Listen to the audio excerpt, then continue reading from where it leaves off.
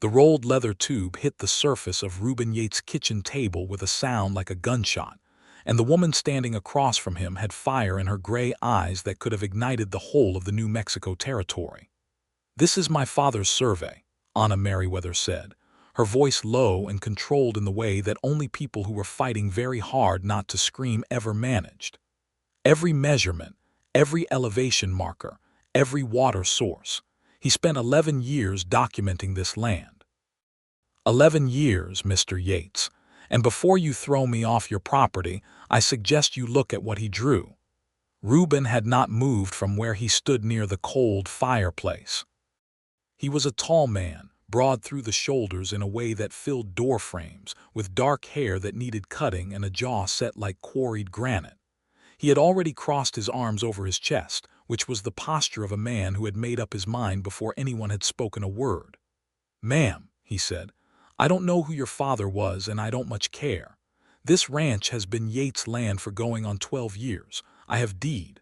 I have title. And I have a Winchester that says anybody who rides up claiming I'm sitting on something I'm not entitled to is going to be pointed back toward the road very quickly." "You have 12 years on this land," Anna said, not retreating a single inch. "My father surveyed it 14 years ago, and what he found underneath it, Mr. Yates, is what I came here to prove." The silence that followed was the kind that precedes thunder. Reuben finally looked at the leather tube. He didn't want to. He was aware, in some irritating and deep-down part of himself, that this woman was not lying. There was no performance in her, no trembling, no calculated appeal to his sympathy. Just a woman standing in dusty riding clothes with her dark auburn hair half fallen from its pins, holding the kind of certainty in her posture that most men never achieved in their entire lives. He unfolded his arms. He reached for the tube. And from the moment he spread that map across his table, the world he had built for himself out of stubbornness and silence began to tilt in ways he could not have predicted and would not have chosen, pulling him toward something that terrified him far more than any rival rancher or drought or hard winter ever had. It had started, as most things that change a person's life permanently tend to start, with a letter. Anna Merriweather had received it on a Tuesday morning in Boston in April of 1883, delivered by a man who smelled of horses, and had ridden 2 days from the office of a territorial land authority in Santa Fe. She had been standing at the drafting table in the room she used as her study, working on the compilation of her father's field notes into a formal document, when the envelope arrived. It bore the seal of the New Mexico territorial government and a return address that meant nothing to her at the time. Inside was a short, bureaucratic letter informing her that a claim had been filed against the survey record of one Edmund Merriweather, deceased, on the grounds that his measurements of a particular tract of land in the Pecos River Valley were in dispute. The claim had been brought forward by a cattlemen's association seeking to challenge the survey's accuracy in order to re-establish boundary lines for a series of adjacent ranches. If no representative of the Merriweather estate appeared before the Territorial Land Office within 90 days to defend the survey's validity, the record would be struck from the official registry. Anna had read the letter 3 times. Then she had gone to the oak cabinet where her father's original survey materials were stored, taken out the ledger she had been studying for months, and sat down in the chair by the window with the kind of quiet, settled determination that would have alarmed anyone who knew her well. Edmund Merriweather had been a surveyor of exceptional ability and integrity. He had worked for the federal government for nearly 2 decades, documenting land and territories that were still being mapped, still being argued over, still being pulled apart and rearranged by competing claims of ownership and law and simple physical force. He had died of pneumonia in the winter of 1881, leaving behind a modest house in Boston, several thousand pages of meticulous field documentation, and a daughter who had spent her childhood perched on his shoulder looking through theodolites and learning to calculate azimuth angles before most girls her age had learned their multiplication tables. Anna was 26 years old. She had spent the 4 years since her father's death quietly cataloging his work, corresponding with the United States Geological Survey on his behalf, and occasionally delivering lectures at the Massachusetts Institute of Technology on cartographic methodology lectures she gave under the initials A.M. Merriweather, because most of the men in the audience would have walked out had they known the full name behind the initials was Anna. She was not bitter about this. She was pragmatic. The world was what it was, and she had learned long before the age of 26 that fury was only useful when it was directed precisely and purposefully, like a rifle rather than a cannon. So she directed it when she needed to, and spent the rest of her time doing the work. The 90-day window gave her time to organize. She packed her father's original survey materials with extraordinary care, wrapping each page in oilcloth, securing the leather tube that contained the master map with its brass end caps, and arranging everything in a reinforced traveling case that she had modified herself with internal bracing. She wrote 3 letters, one to the Territorial Land Office notifying them of her intent to appear, one to a colleague at the Geological Survey who might know the land in question, and one to a boarding house in Santa Fe recommended by a friend of her father's. Then she booked passage on the Atchison, Topeka, and Santa Fe Railway, packed 2 trunks, strapped on the Colt single-action Army revolver that her father had taught her to shoot when she was 17, and left Boston on a morning when the April rain was making the cobblestones shine like polished iron. The journey west took 10 days.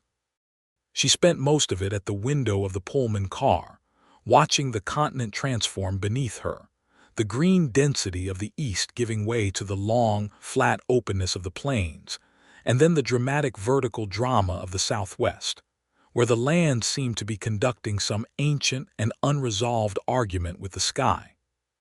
She had studied topographic maps of this region for years, but the maps, she understood now, had only approximated the reality. The scale of it was different when you were inside it. The emptiness was not empty at all.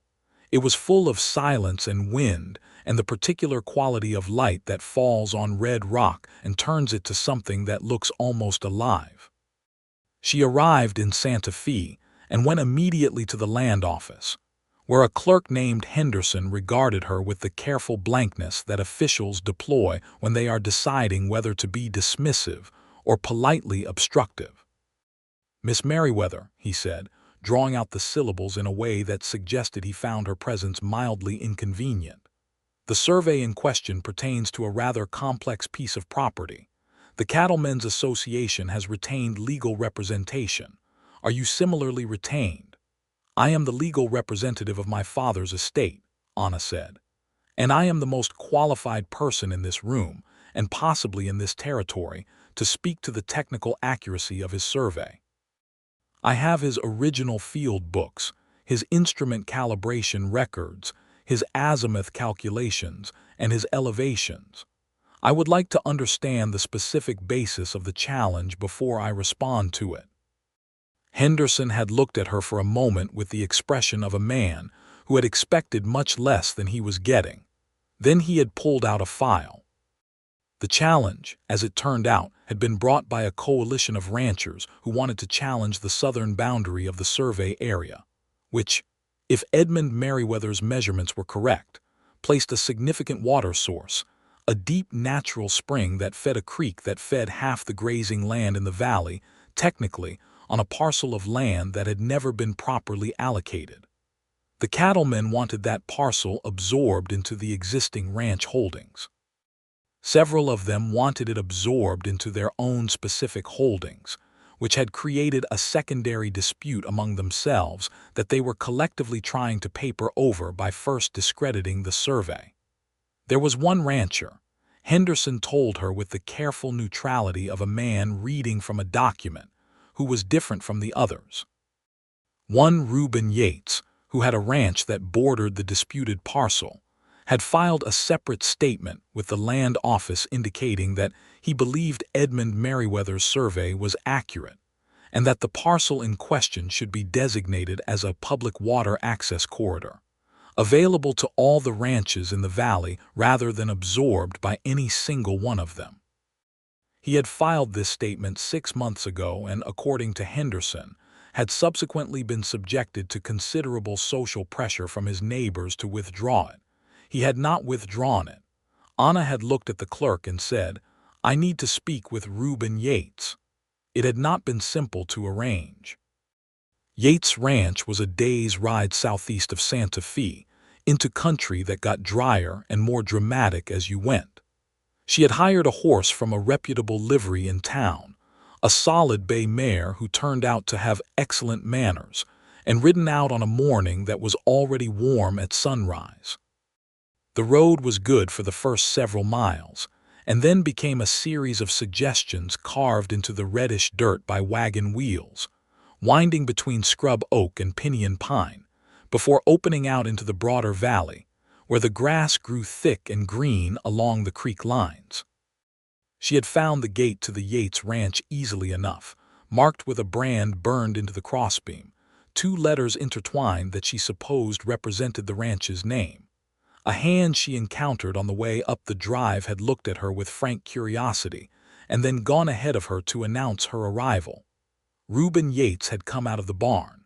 Her first impression of him was physical, and she was annoyed at herself for it.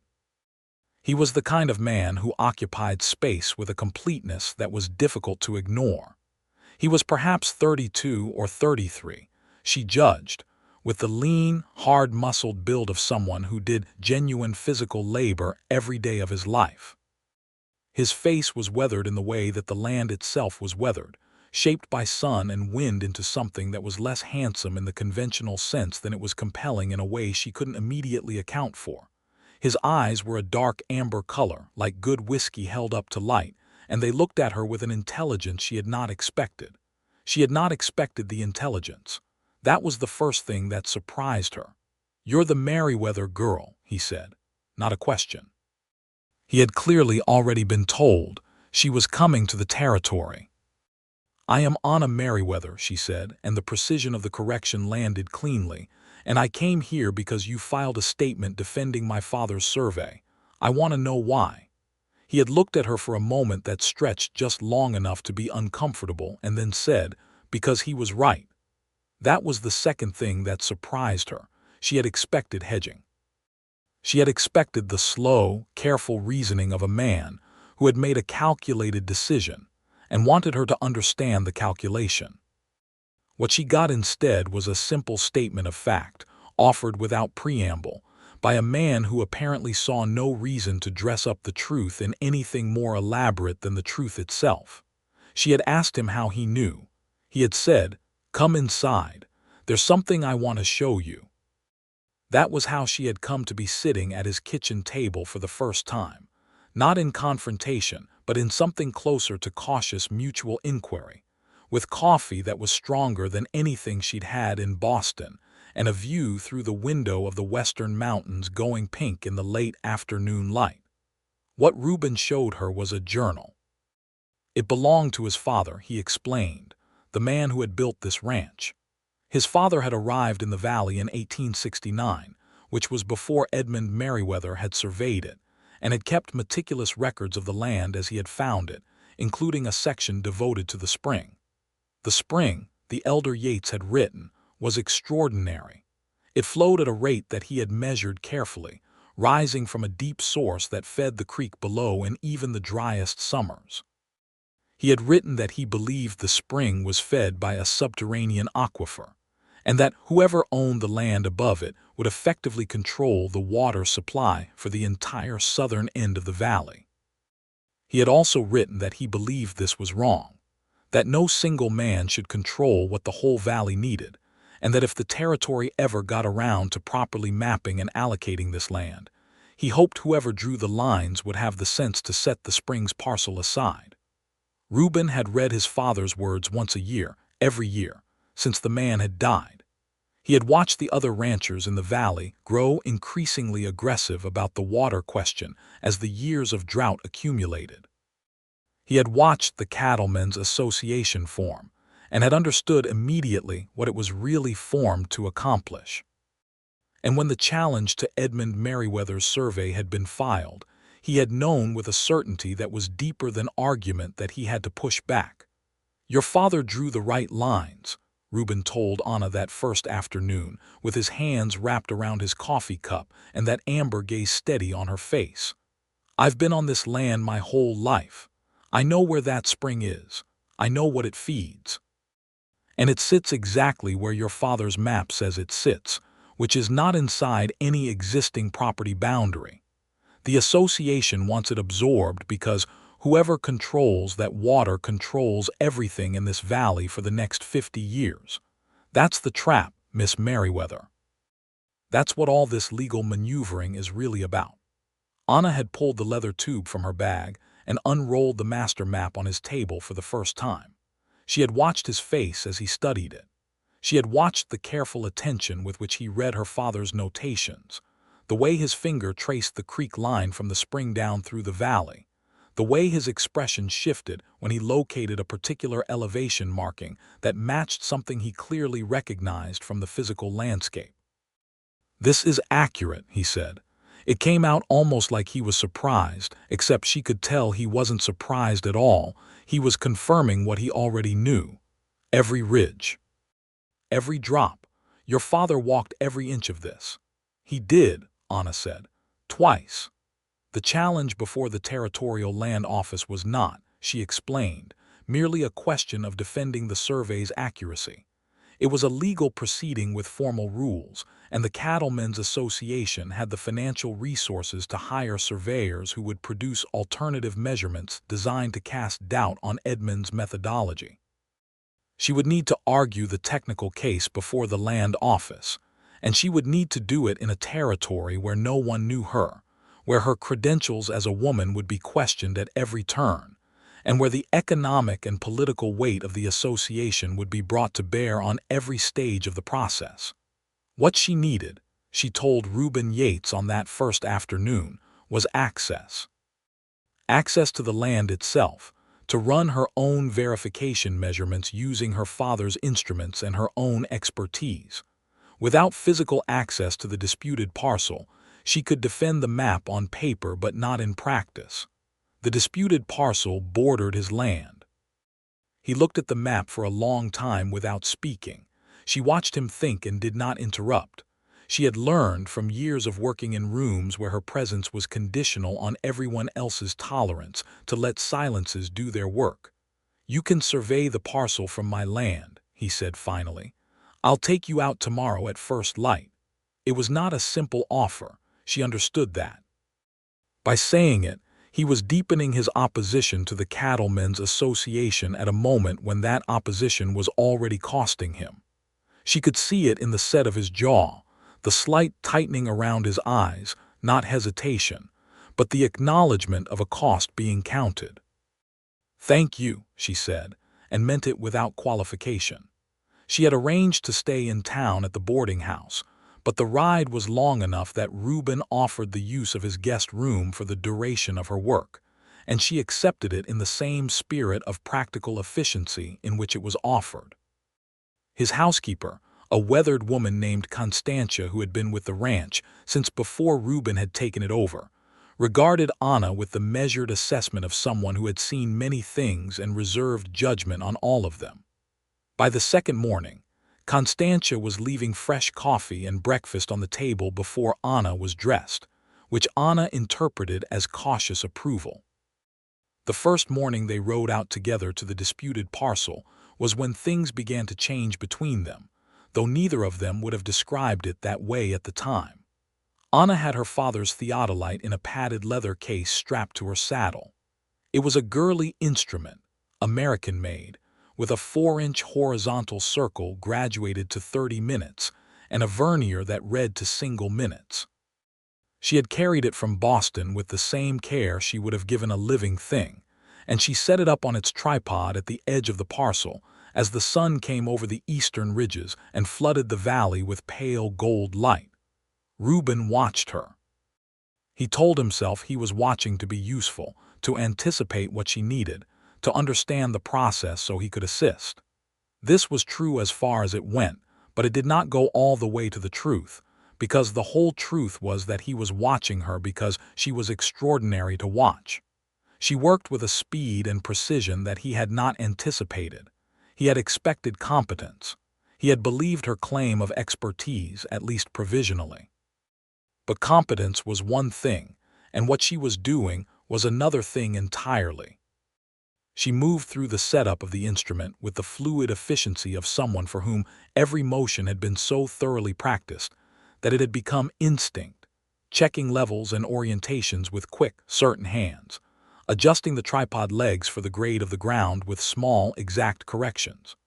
When she put her eye to the telescope and began calling out readings, her voice was steady and rhythmic, and she wrote the numbers in her field book in a hand that was small and very precise. "Come look," she said, stepping back from the telescope after she had taken her first set of readings. "Tell me what you see."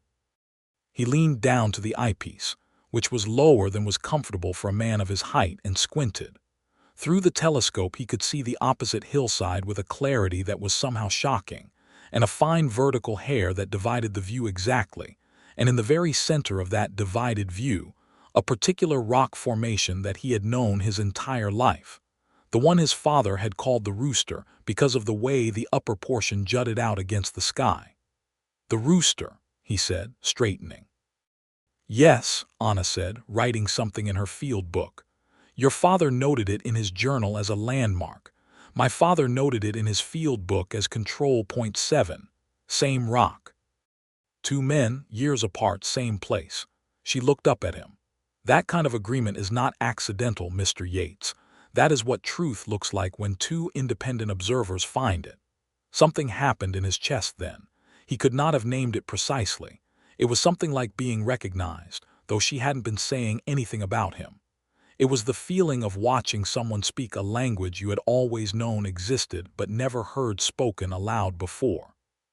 He cleared his throat and looked out over the parcel. "The spring is about a quarter mile that way," he said, "behind that cottonwood stand.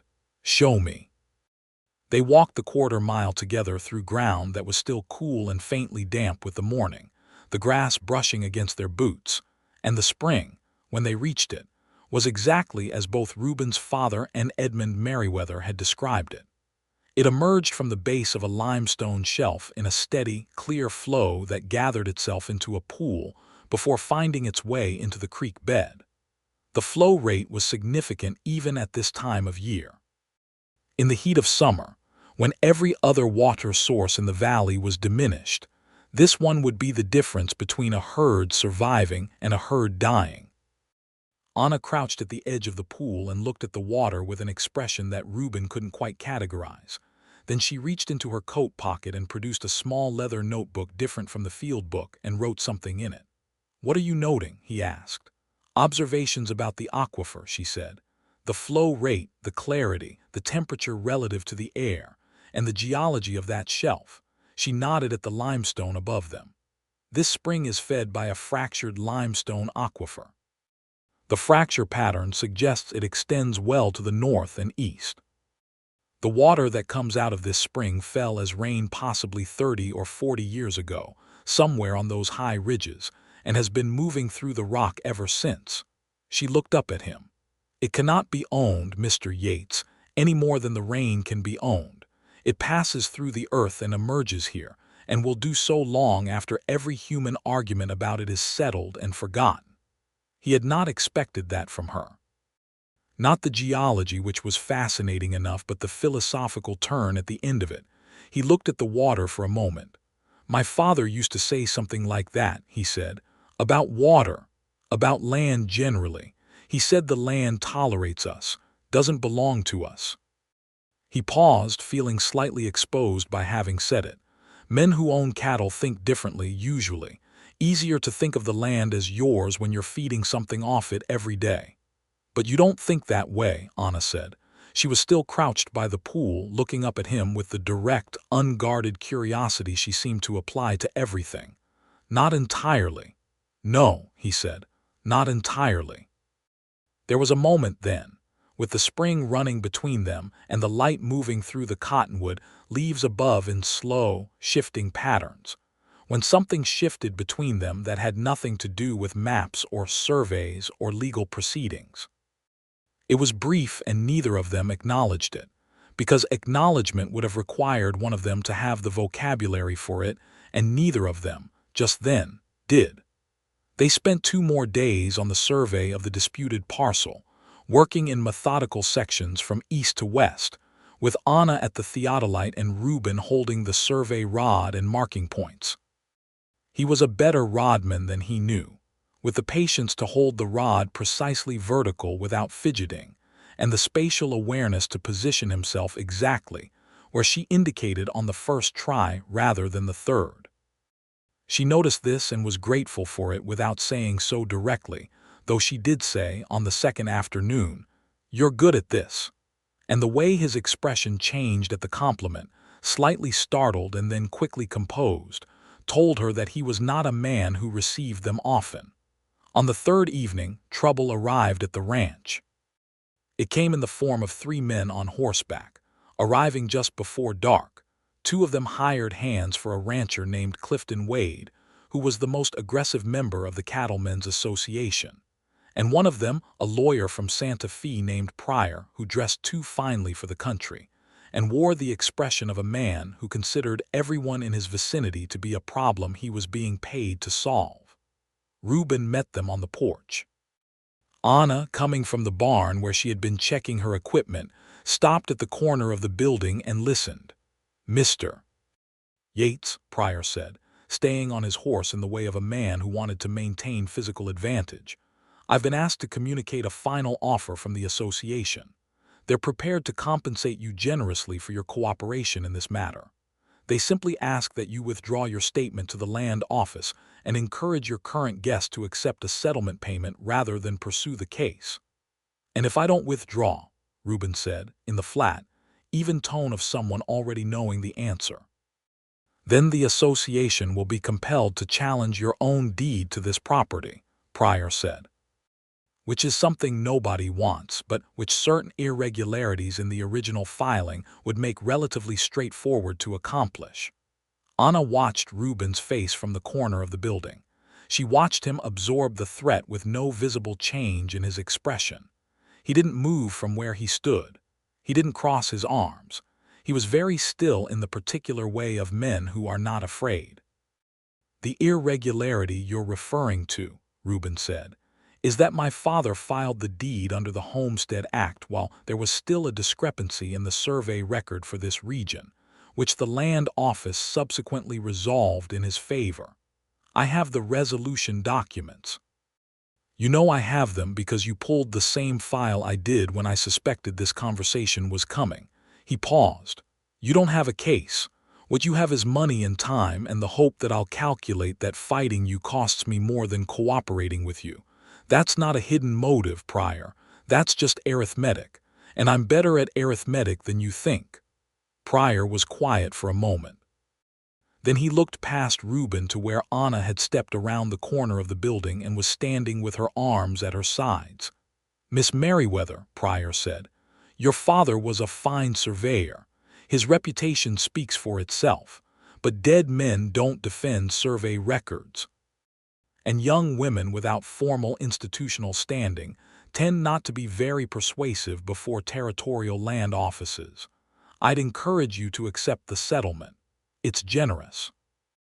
"It's generous because the alternative is my demonstrating before the land office that the spring sits precisely where my father said it sits," Anna said, "and that its designation as a public water corridor is the only equitable resolution, and that any absorption of it into private holdings would constitute a violation of the territorial water rights codes passed in 1879, which I have read, which you have also read, and which say what I say they say."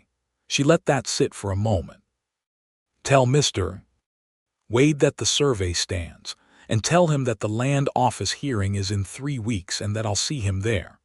There was a silence on the porch that went on long enough to become uncomfortable.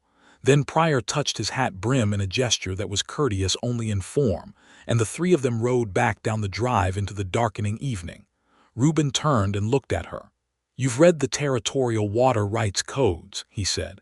"Extensively," Anna said. He looked at her for another moment, and the surprise in his face was genuine and unguarded in a way she hadn't seen from him yet. He had been surprised by her competence with the theodolite. He had been impressed by her precision in the field, but this was different. This was him recalibrating something, not just about her knowledge, but about the nature of the battle they were in together and what it meant that she was ready for it at every level. "Come inside," he said. "Constantia will have dinner, and we need to talk about what they're going to try at the hearing." They sat at the kitchen table for 3 hours that night, with the oil lamp burning between them and her father's map open on one side and the territorial codes open on the other, and they built the argument together. He knew the land. She knew the law and the cartography. The combination was, she recognized with a satisfaction she kept quiet, formidable. What she had not expected was how much she would enjoy the building of it. She had been in many rooms where arguments were made, where technical evidence was marshaled and presented, but she had always been making those arguments on her own, or more accurately, making them and then watching men present them as their own. This was different. Reuben engaged with everything she said directly and without any of the habitual deference or dismissal that she had learned to navigate in Boston. When he disagreed, he said so plainly and gave his reason. When she was right, he said that too. When she produced a line from the water codes that he hadn't known existed, he leaned forward to read it with genuine interest, and then sat back and said, "That's the key, isn't it? That's the pin that holds the whole thing together." "Yes," she said. "If we can establish before the land office that the Springs parcel qualifies under that provision, then it doesn't matter what the association's surveyor says about the boundaries. The legal designation supersedes the boundary dispute entirely." "They'll try to challenge your standing," he said. "Your right to present the case. You said yourself, a woman without institutional backing." "They'll try," Anna agreed. "But I have something better than institutional backing." "What's that?" "The original signed certification from the United States Geological Survey, co-authored by my father and countersigned by the director of the survey at the time, attesting that his methodology on the Pecos Valley survey met all federal standards." She reached into her portfolio and produced the document. "I've carried it from Boston. I didn't know exactly when I'd need it, but I knew I would." Reuben looked at the document for a long time. He looked at it in the way of a man who is not easily moved and who is, at this particular moment, being moved anyway. "Your father prepared you for this," he said. "He prepared me for everything," Anna said, and the quietness with which she said it contained so much that she did not say the years of her childhood on survey lines in the wilderness, the mathematics learned at a kitchen table while other girls her age were learning needlework, the loneliness of being the only one in most rooms who had been taught to read the land the way other people read books, and the grief of losing the one person who had always understood what she was. Reuben was quiet for a moment. Then he said, "I'm sorry you lost him." She looked up from the table. He was looking at her steadily, not with pity, which she would have resented, but with the simple acknowledgement of a person who has also lost someone and knows what it weighs. "Thank you," she said, and meant that without qualification too. The days that followed had a rhythm to them that she hadn't expected and found, to her own confusion, very difficult to leave each evening to return to her boarding house in town. She had moved to the town accommodation after the first week, partly out of propriety, and partly because she had sensed that staying under his roof was beginning to develop a charge she wasn't sure how to manage. The days were full of work, more measurements, documentation, preparation of the formal presentation for the land office, and Reuben was always there, either out on the land with her or at the table in the evenings when she rode back to go over the day's findings. One morning, about 10 days before the hearing, She arrived at the ranch to find him in the south field with two of his hands, dealing with a section of fence that had been cut in the night. 3 sections of wire, clean cuts, clearly deliberate. 2 of his steers had got out, and one of them had made its way several miles before being rounded up. She watched him work the fence from horseback, noting the controlled efficiency with which he handled the repair, the way he communicated with his men in short, clear phrases, never raising his voice, never adding to the tension of the situation. When the fence was mended and the hands sent back to their other work, he rode over to where she was waiting. "Wade's men," she said. "It was not a question." "Most likely," he said. "Can't prove it. Probably designed that way." He looked at the mended wire. "It's pressure. They want me unsettled. They want my attention on my own problems, so I'm not paying attention to yours." "I don't need your attention on my problems," she said. "I can manage the preparation." "I know you can," he said, and there was nothing patronizing in it. "But this isn't just your problem anymore, Miss Merriweather. It became mine when I filed that statement. I'm in this regardless of anything you do." He paused. "And I don't intend to back down, not from cut wire and not from anything else." She looked at him against the morning sky. The fence mended behind him and his hands relaxed on the saddle horn, and felt something shift in the geography of her own interior in a way that was alarming and clear.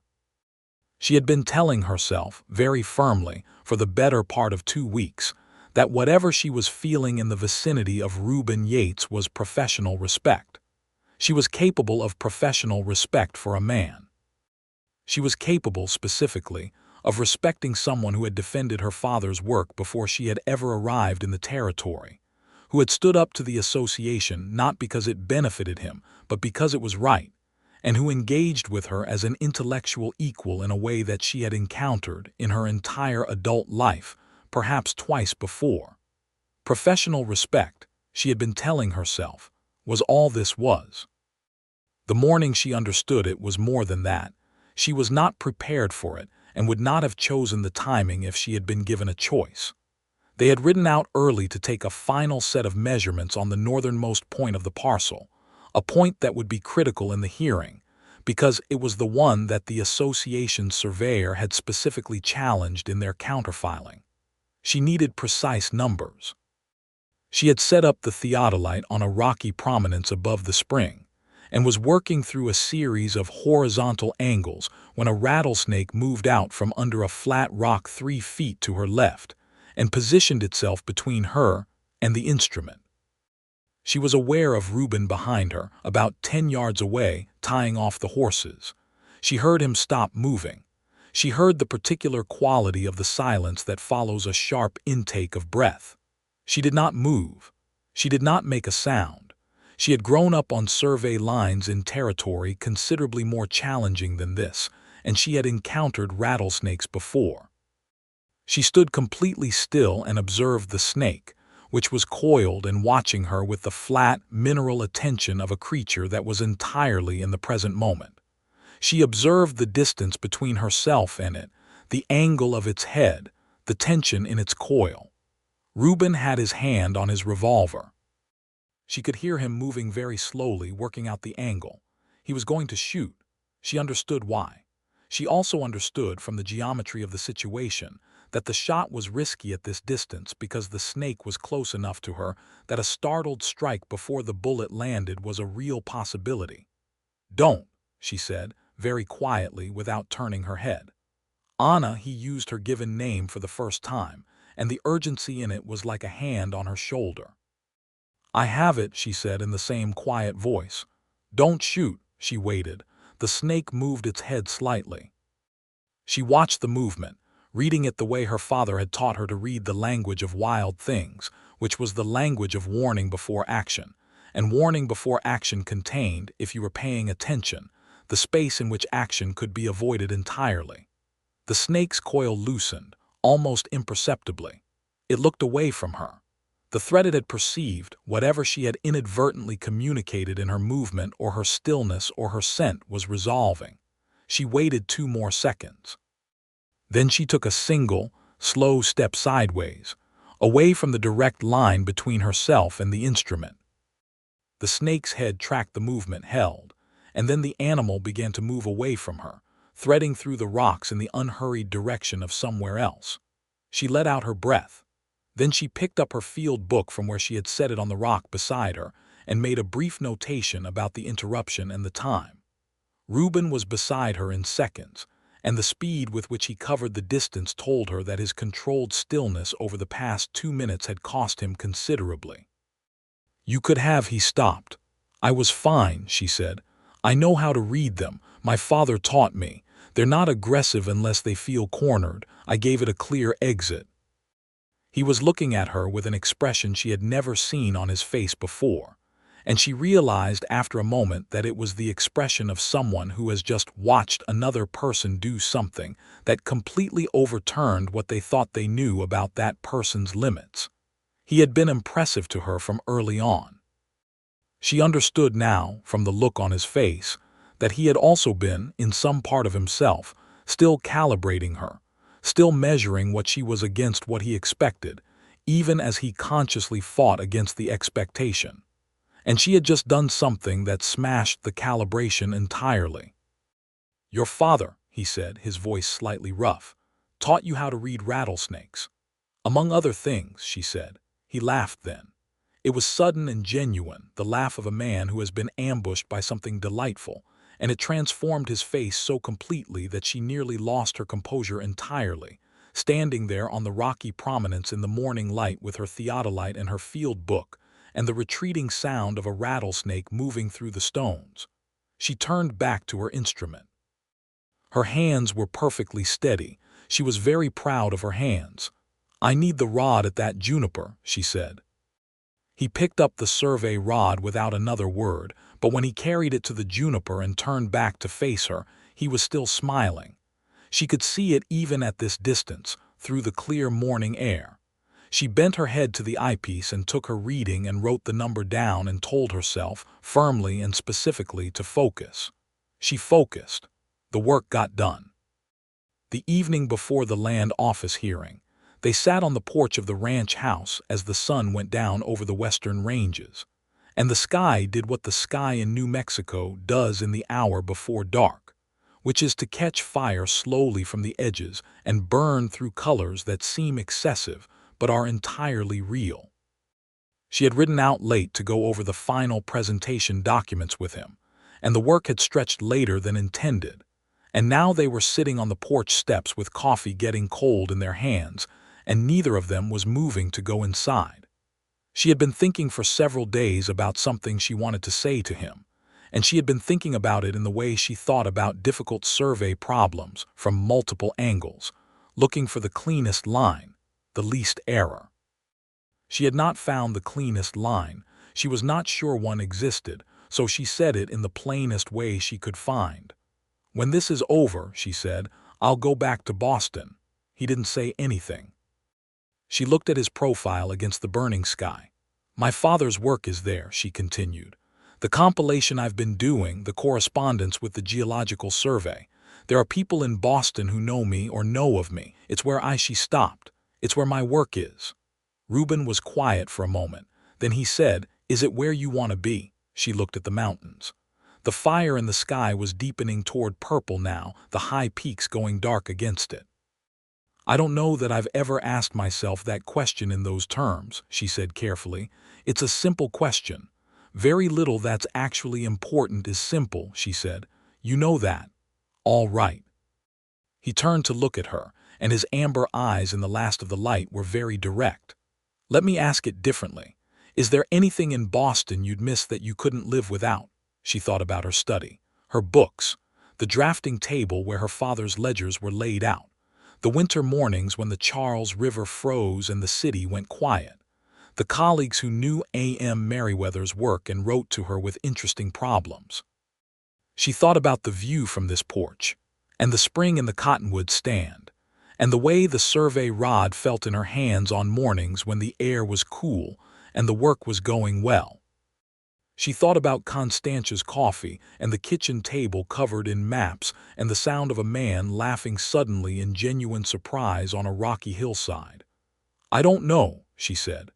"Fair enough," he said, and looked back at the mountains. But she had the distinct and unsettling sense that he was not unhappy with her answer. The land office hearing was held on a Thursday morning in a room in the territorial building in Santa Fe that smelled of paper and pipe tobacco, and the particular staleness of bureaucratic air the world over.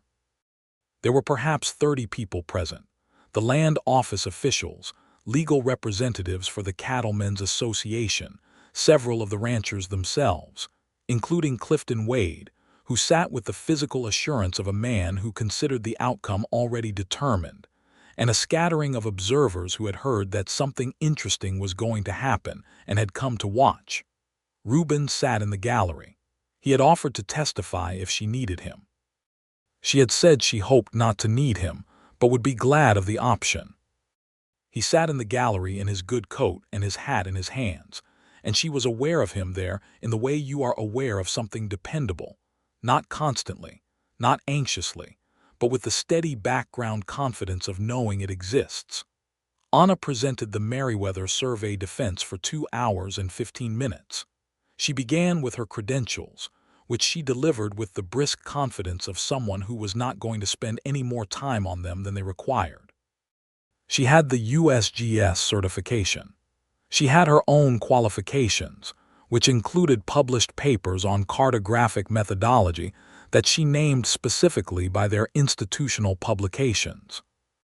She had the original field books, instrument calibration records, and all verification documentation.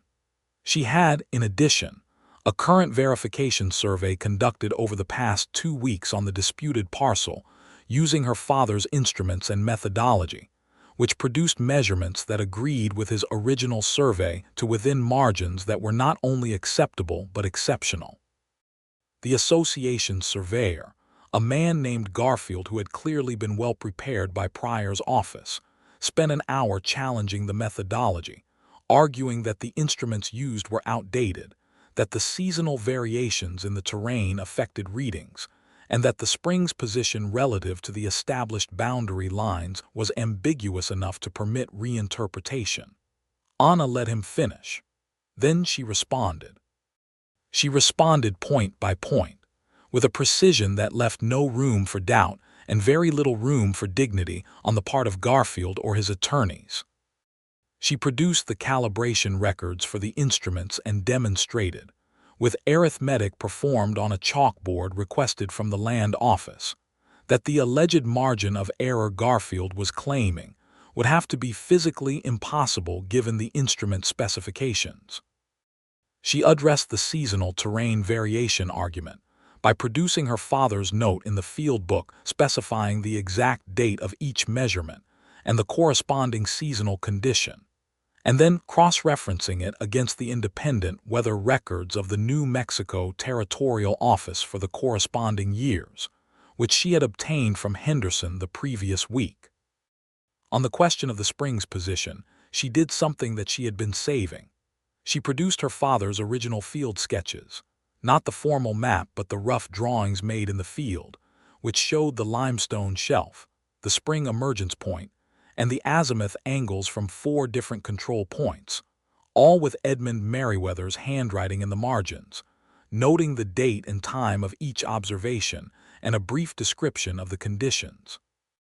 And then she produced her own field sketches, made from the same 4 control points 2 weeks ago, with the same angles, the same notes, her own handwriting in the margins. 2 surveys, she said to the room, standing at the front with the sketches side by side. 14 years apart, different instruments, same methodology.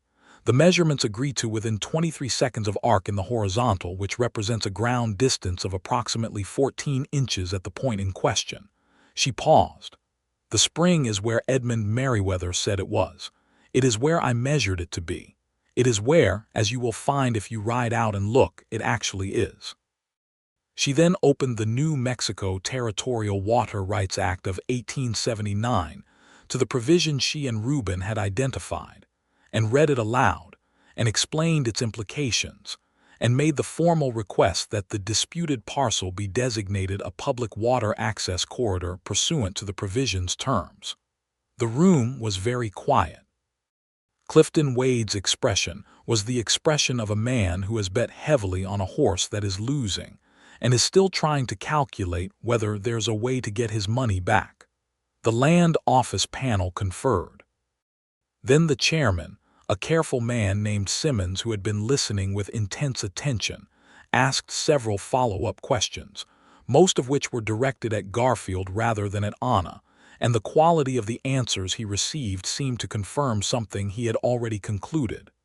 The decision, Simmons announced, would be rendered within 7 days. Anna gathered her documents. She was aware that the room was watching her, and she was aware of Reuben rising from the gallery, and she was aware of Pryor watching her with the calculating expression of a man reassessing a situation he thought he had in hand. She walked out of the building into the Santa Fe morning, and Reuben was beside her on the steps, and she stood in the sunlight for a moment with her portfolio against her chest and let herself feel the full weight of what the last 2.5 hours had been. "Well," he said. "Well," she said. They looked at each other, and then he said quietly so that only she could hear it, "Your father would have been proud of you today." She had been composed for 2.5 hours before a room full of skeptical men and hostile attorneys and legal and professional pressure of the sort that had been applied specifically and repeatedly to break her. She had not faltered once. What Reuben said undid her slightly, not dramatically, not publicly, just enough that she had to look away for a moment at the Santa Fe street with its adobe buildings and its dust and its horses tied at rails and breathe. "Thank you," she said when she had the breath for it. He did not make it awkward. He simply said, "Are you hungry? Because I haven't eaten since before dawn, and I know a place on the plaza that does excellent postle." She laughed. It came out warmer than she had intended, and she didn't care. "Yes," she said, "I'm very hungry." They ate at a table outside a small restaurant on the plaza in the bright noon light, and they talked about things that had nothing to do with surveys or legal proceedings. He told her about the ranch in its first years, when his father had been alive and the land had still felt uncertain under their feet, and the seasons when the cattle had done well and the seasons when they hadn't, and the one winter when the snow had come early and trapped them both in the ranch house for 3 weeks, and how his father had used the time to read to him from the journal every evening and explain what the land meant to him. She told him about her childhood, about the survey lines that she had regarded as playgrounds, about the summer when she was 13 that she had spent in the upper Mississippi Valley with her father while he documented floodplain geometry, and about the afternoon she had correctly predicted, based on the topographic data, that a particular low point in the survey would flood before her father had made his way back to it, and had ridden out alone to flag the equipment and been right about the flood and very proud of herself and very severely lectured for riding alone at 13. "You were right about the flood," Reuben said. "I was absolutely right about the flood," she said. Admitted it later. He also made me promise never to ride alone in flood country again, which was a somewhat circular promise given that I'd ridden alone to prevent the flooding of the equipment. He smiled. It was the easy smile she'd been seeing more of lately, not the startled one from the hillside, but a quieter version, the one that lived in the corners of his mouth and meant something was genuinely pleasing him. "You've been doing the right thing and getting lectured for it your whole life," he said. "Occupational consequence," she said, "of being right in rooms where people would prefer you to be wrong. Or being right in rooms where people would prefer you not to exist," he said, and there was something understanding in it that made her go still for a moment. "Yes," she said, "that too." The 7 days of waiting for the land office decision were, in their way, the most interesting 7 days Anna had spent in a long time. She was still staying in Santa Fe, but she rode out to the ranch each morning, and the work they found to do during those days was not survey work. The survey was done, but the work of 2 people who are finding their way towards something that neither of them has a map for. He showed her the whole ranch. Not as a guided tour, but as a simple extension of what they had been doing, walking the land together. him pointing out things he knew and her asking questions that sent him thinking in directions he hadn't expected. She found a secondary spring she was fairly certain he hadn't known about, tucked into a fold of the hillside on the eastern property line, running quietly into a seep that was feeding a stand of grass that was inexplicably greener than everything around it. He showed her the horses. He had a particular bay stallion that he had raised from a foal, and watching him with the horse was watching a different aspect of the man, entirely patient, communicative, with the kind of physical confidence around large animals that comes from years of genuine relationship rather than simple mastery. She could ride. She had told him this early and he had accepted it. But there was a morning when he suggested she try the bay stallion and she agreed, and the horse, feeling a new hand on him, tested her in the first few strides in the precise way that horses test new riders, a sudden sideways skip, a tossing of the head. She sat it without effort, adjusted her weight and steadied him with her legs and a quiet softening of the rein, and the horse settled and went beautifully from that point forward. Reuben was watching from the fence. "Where did you learn to ride like that?" he asked when she came back. "Survey lines," she said, dismounting with the same efficiency she brought to everything. "When you spend a season in rough country on horseback, you learn very quickly or you stop going on survey lines." She patted the bay's neck. "He's wonderful." "He is," Reuben agreed. He was looking at her with the expression she had learned meant he was thinking about something he wasn't yet saying. She gave him time. "Stay," he said eventually. It came out quieter than she thought he intended. "Not that is, I mean, stay in the territory. There's work here for someone like you. The Geological Survey has been trying to get proper maps of this region for years. The Territorial Land Office is a disaster of conflicting claims and bad documentation. You could." He stopped. He looked frustrated with himself in a way that was rather endearing. "I'm making a practical argument for something that isn't only practical." She looked at him. The morning light was warm on the fence rails between them, and the stallion was standing quietly with his head near her shoulder. "What is the not only practical part?" she asked, as gently as she knew how to ask anything. He looked at her directly in the way that was specific to him, that direct amber gaze that gave nothing false and hid nothing that didn't need hiding. "I don't want you to go back to Boston," he said. "I want you to stay. And I know that's not a small thing to ask. And I know you have work and reasons and a life that doesn't require this ranch or this territory or—" He paused. And something in the pause was vulnerable in the way that only honesty is vulnerable. "Or me. But I'm asking anyway. Because the honest truth is that I haven't been able to think about very much else for the past 2 weeks, and I'd rather say it than not say it and spend the next decade wishing I had." The stallion shifted beside her. A hawk turned in a slow circle high above the eastern ridge. The smell of the morning was pinyon and sage and warm horse. She had been alone for a long time. She had been alone in the specific way that very capable people are alone, surrounded by work and competence and the satisfaction of doing things well, but without anyone to bring the best problems to, without anyone who understood both the theodolite and the rattlesnake, and the 1879 Water Rights Code and her father's handwriting in a field sketch, and why all of those things were connected to who she was. "I haven't been able to think about much else either," she said. "For the record." He opened the fence gate. He stepped through it. He was very close to her then, close enough that she was very aware of the height of him and the warmth, close enough that all the professional propriety she had been very carefully maintaining for 3 weeks was not precisely irrelevant, but was, she acknowledged to herself, completely secondary to what was happening in this moment. He put his hand against her face, the way he did everything directly and without hesitation, and she leaned into it. And when he kissed her, it was gentle and certain in the same instant, the way his best qualities always were. The land office decision came on a Tuesday, delivered by a rider to the ranch because she had given the ranch as her address. The chairman's letter was formal and precise, and it found in favor of the Merriweather survey in full.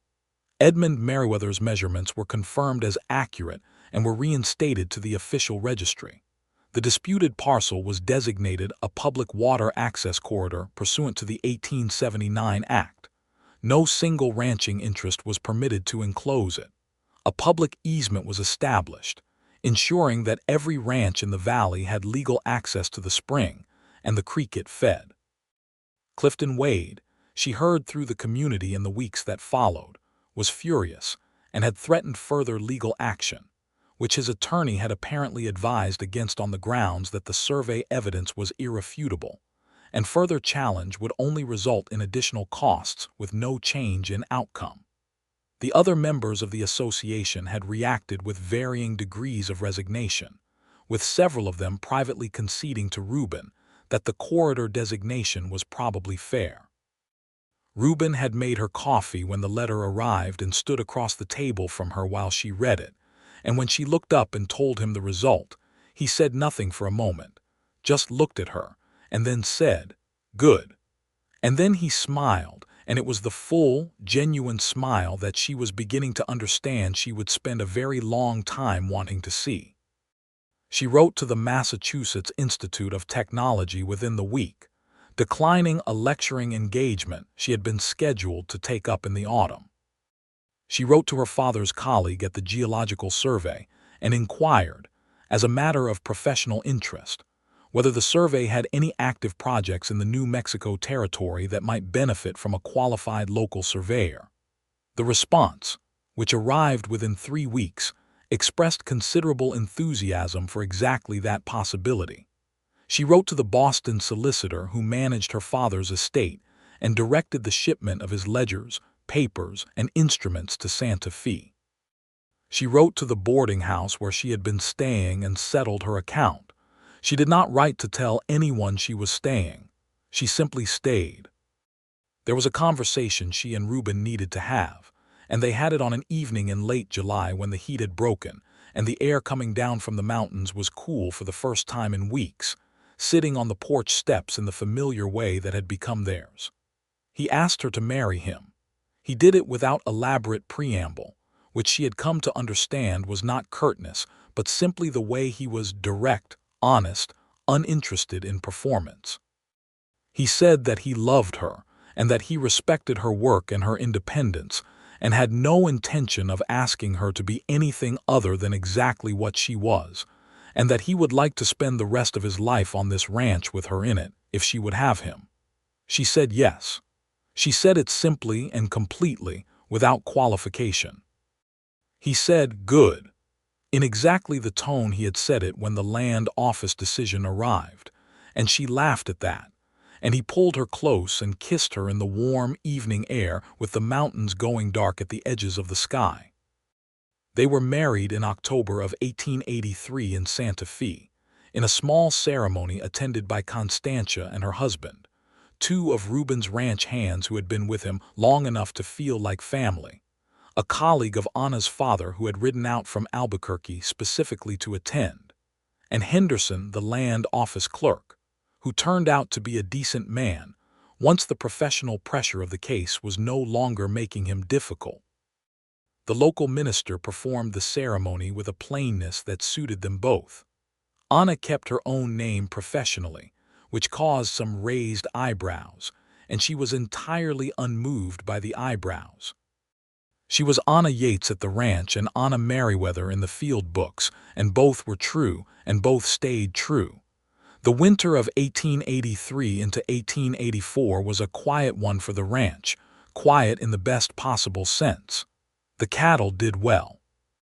The spring continued its steady flow through the corridor easement, and 2 of the neighboring ranchers, once the legal argument was settled and the dust had cleared, came to Reuben with grudging expressions and acknowledged that the public corridor was working better than a private enclosure would have. One of them, an older man named Tomas Verla, who had been on the land longer than anyone else in the valley, shook Reuben's hand and then turned to Anna and said, with the careful deliberateness of a man choosing his words, "Your father did right by this valley. You did right by him." She kept that. She kept it the way you keep the things that matter most, not sentimentally, but practically carrying it forward in the daily work of living. The Geological Survey contract came through in the spring of 1884, and Anna spent the next 18 months conducting a systematic survey of a significant portion of the Pecos River Valley on behalf of the federal government. She hired 2 assistants, trained them herself, and produced a body of work that the survey's director later described in a letter to the Secretary of the Interior as among the most thorough and accurate topographic documentation the agency had received from any territory in that period. She was 4 months into the contract when she told Reuben, one morning over breakfast, that she was going to have their child. He set down his coffee cup.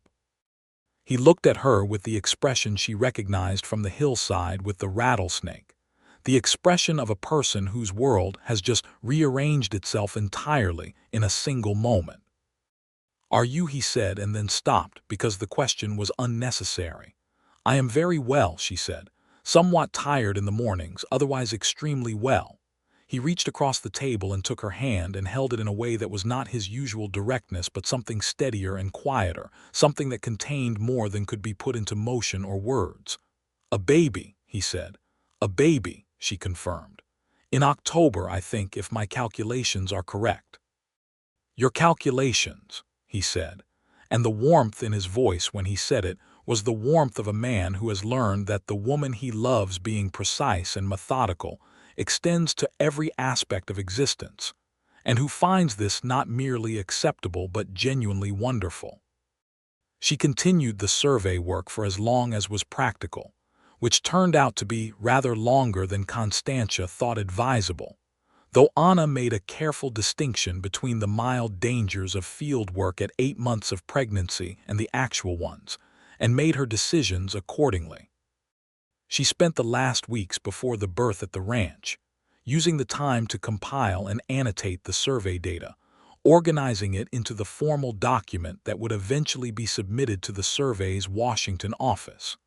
Their son was born in the 3rd week of October, on a night when the first frost of the season had laid itself over the valley, and the stars were very clear.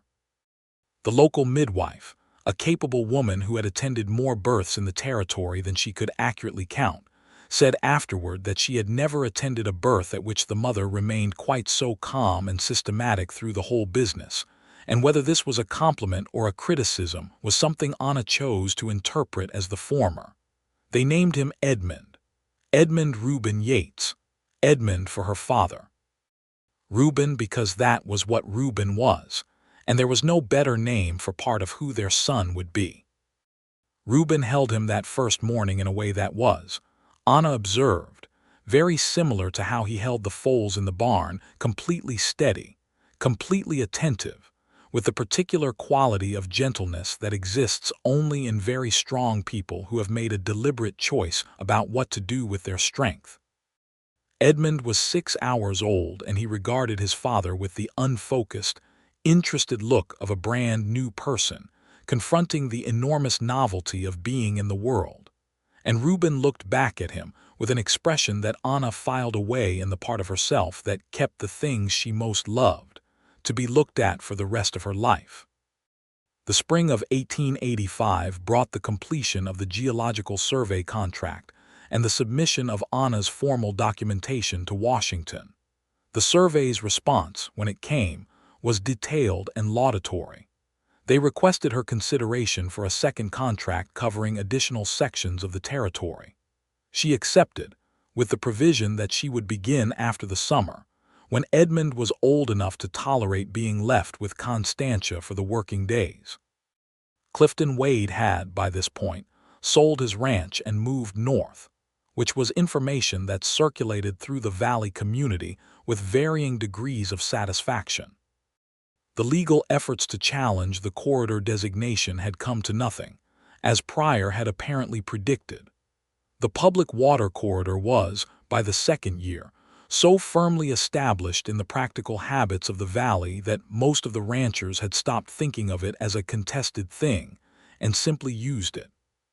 Tomas Verla, the old rancher, brought a gift when Edmund was born, a carved wooden horse, not new but very old, which he said had been in his family since before the territory had a name that Americans used. He gave it with a formality that was its own kind of respect, and Anna received it with the same seriousness. The survey work continued to grow.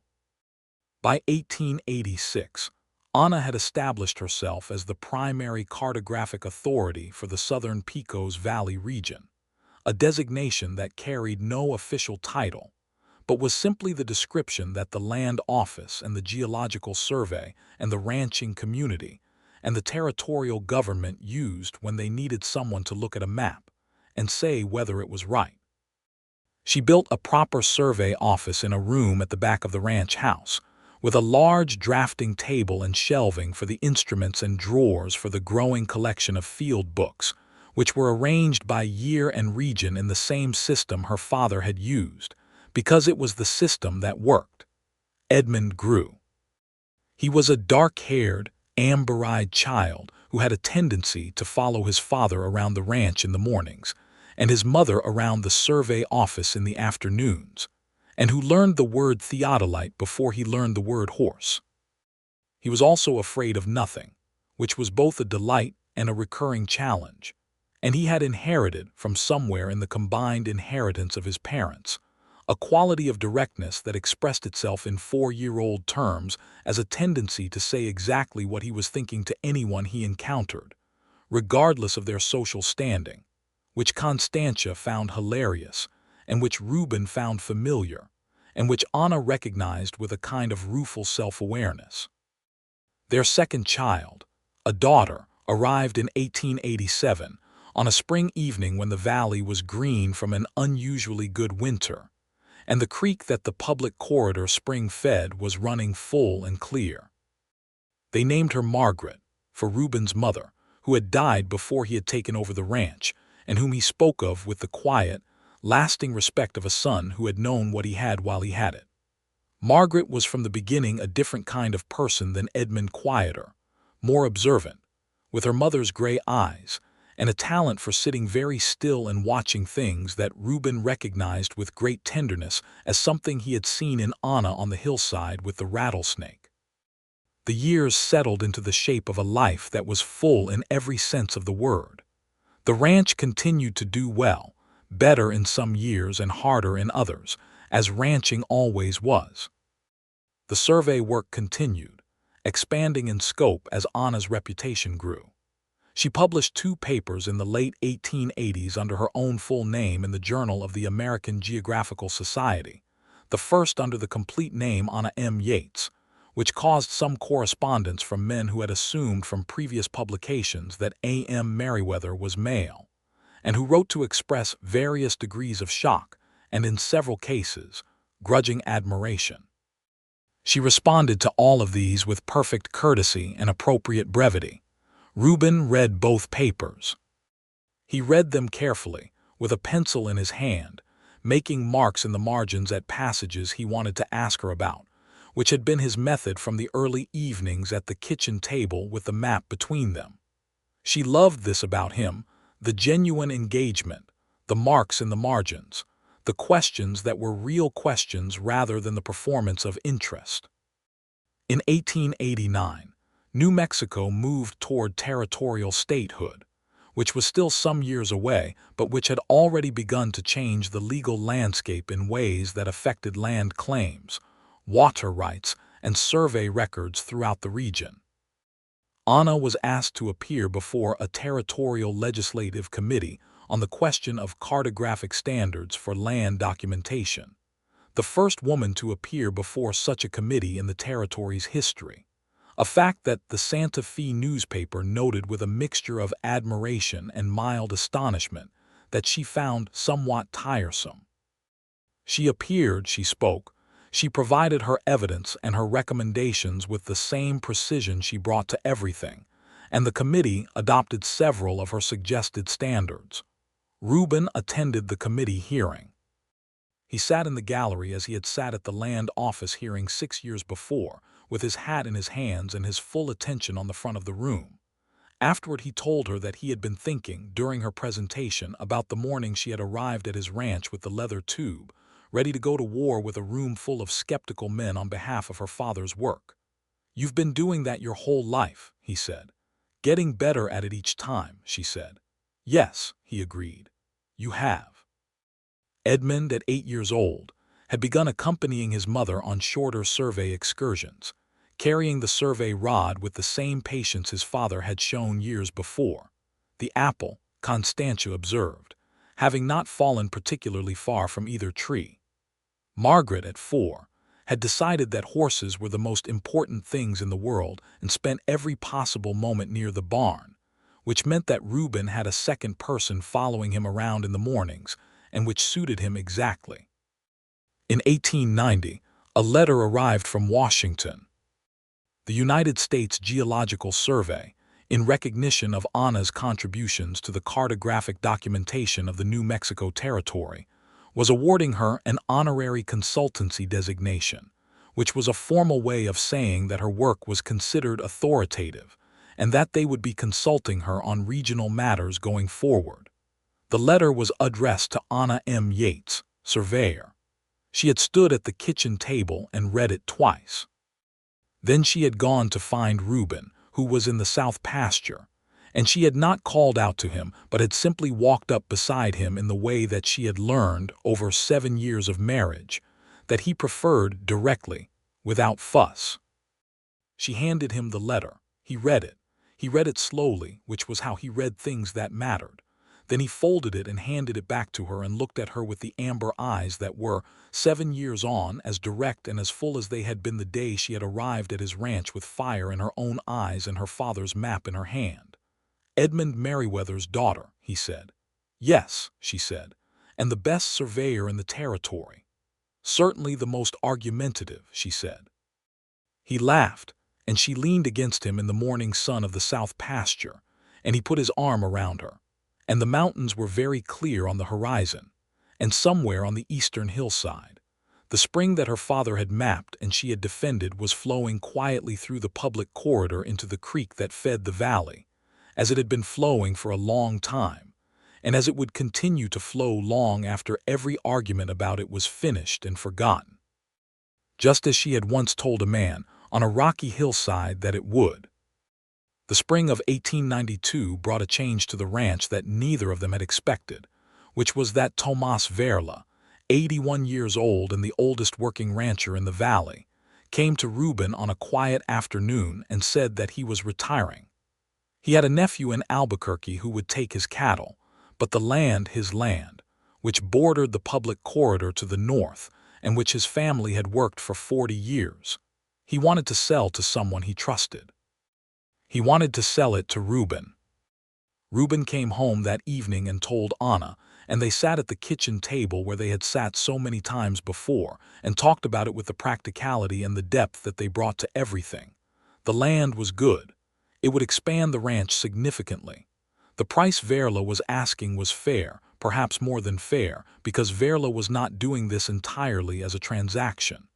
"He's doing it," Anna said, "because he trusts you with the water corridor. He knows you won't abuse it." "He trusts us," Reuben said. "He's watched what you've done for this valley for 9 years. She looked at him across the table and felt the full weight of what those 9 years had been. The survey work, the papers, the legal hearings, Edmund and Margaret and the ranch and this table and this man, and felt it not as a weight but as the good, solid foundation of a life that had been built deliberately and well. They bought Tomas Verla's land in the summer of 1892.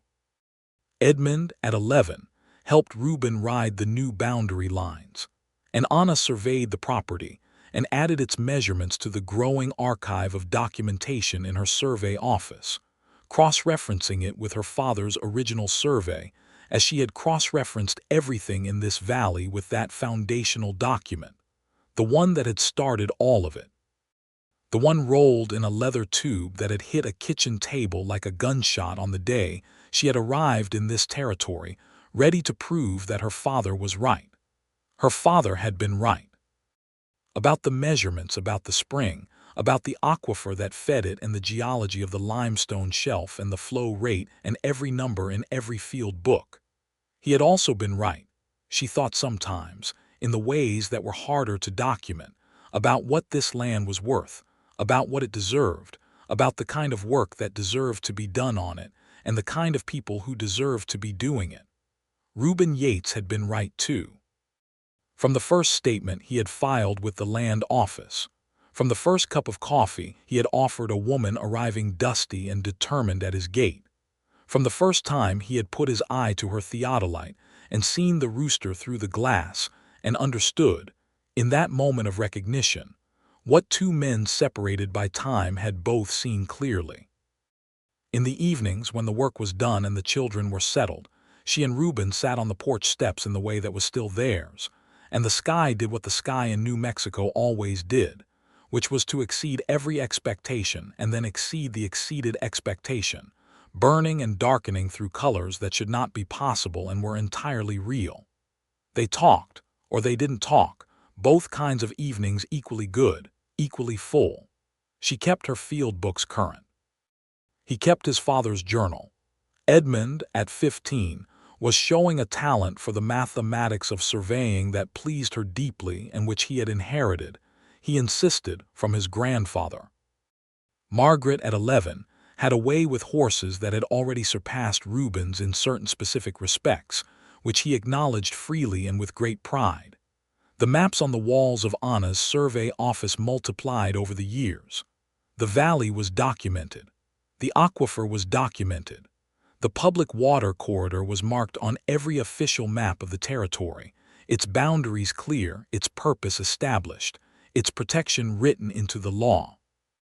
Edmund Merriweather's name was in the survey record, in the geological survey files, in the published papers, in the legal record of the land office where his daughter had stood and argued for him before a room of skeptical men, and won.